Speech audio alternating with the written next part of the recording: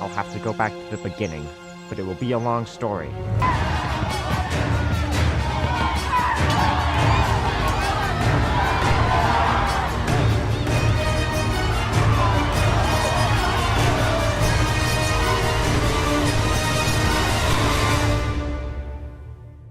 Things never happen the same way twice.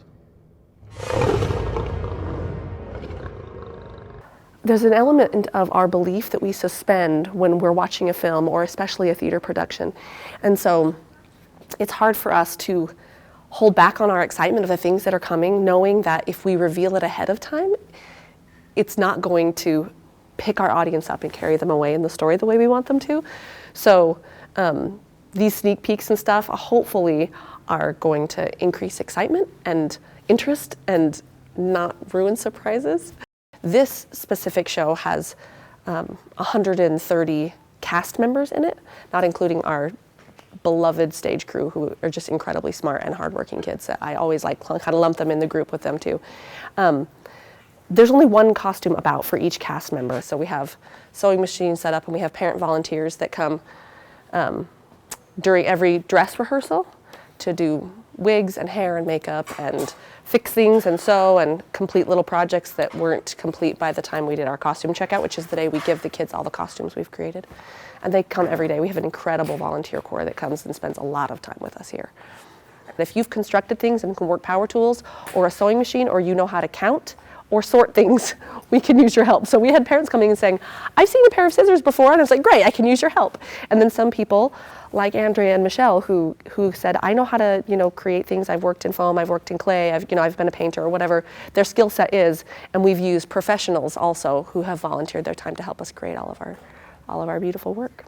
Michelle de Oliveira had experience with working with foam and creating shapes. And so she jumped in and took my designs and kind of made them come to life.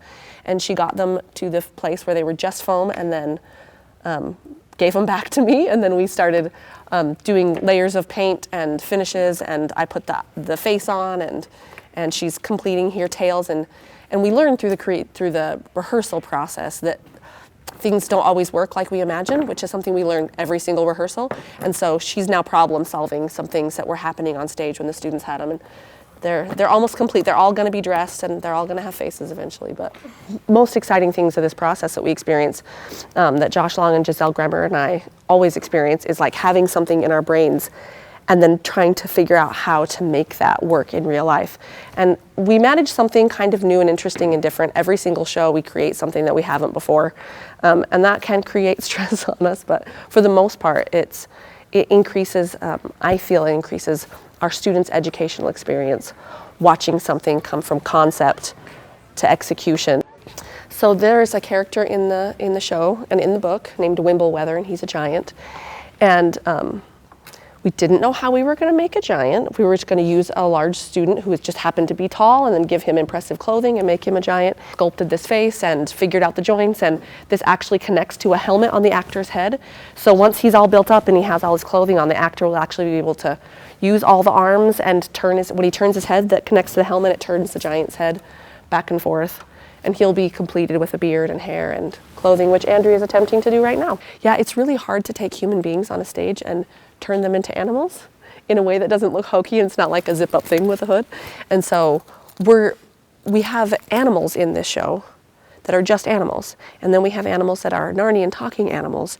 And then we have creatures that are half human, half animal, like centaurs and fawns. And then we have just human beings. And then a giant, which is a really big human being. And so when we were in our design meetings, which we started in June, we had a lot of conversations about how to differentiate that for the audience when every single person, every single character is actually just a human being. It was very tricky to do that. And so that's when we leaned into thinking maybe we need to add puppetry. I think my favorite costumes are the water warriors.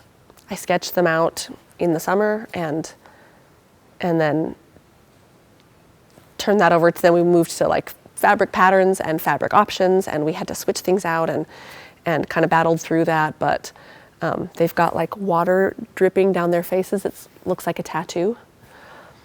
And they're all in long blue hair. And I think my other favorite are dryads, which are trees that come to life. And we hired a stilts instructor to come, and my brother-in-law is a professional welder, and he actually made custom stilts. Never done stilts before, and we've never used it before, and I haven't, so I was very nervous about safety, but I knew it could be cool if we could execute it.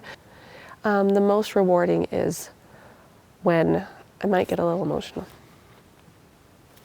when the kids come out for their bows, and most of these kids are just working so hard, and very few of them are super extroverted and love a spotlight. There's going to be a few in there that think that's really, really fun. Most of them don't. They're just really in it to be part of something and to work really, really hard. And so when they come out in the audience, cheers for them. I've often thought, I wish there was a moment in every person's life when they accomplish something and they get that kind of show of support and appreciation for the work they did. So I love seeing their faces when they get that applause. The cast motions upward to appreciate the stage crew, and their work is largely underappreciated, and so that moment, they do not want to be on the stage, and they certainly don't want attention for it, but I think that they need it. I think it's important that the audience is appreciating that behind the scenes work, and so that always gets me a little bit emotional. I think that those moments are very, very satisfying for me when those kids get to know that they accomplished this work together and that it was appreciated and seen.